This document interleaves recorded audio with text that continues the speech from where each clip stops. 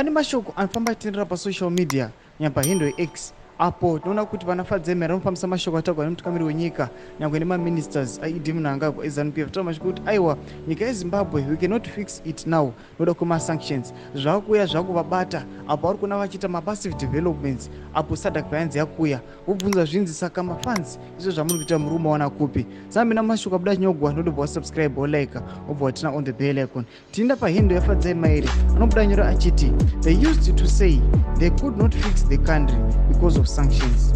All of a sudden, they are able to start fixing roads, planting trees. It's as though they came into government last month with the new leaders. Otherwise, that Iowa, not as if makapinda government last month. Tauzwa now kuti nyika yeZimbabwe cannot be developed kana kuita massive development nokuda kuma-sanctions. Yes, ma-sanctions aripo anobva kuAmerica ichinzi Iowa iri kuhinder the progress kana success yenyika yeZimbabwe. Asi patangonzwa kuti zvava-confirmed kuti upcoming SADC summit iri kuheudiwa iri kuhostiwa neZimbabwe. Tataona ma-massive developments akanyanya akaipisa zvoti dei nyika kwese kwese kwaita saizvozvo dei vanhu vachidada neZimbabwe yavo. Tudze mafungiro enyu muri kudii pamusoro pemashoko ari kubudikira achibva kuopposition. Aiwa vanafadzai Mahere vari kuuya vachipisa the ruling party. Pinda mucomment section medu mbotudza munofunga kuti kudii pamusoro penhau iyi.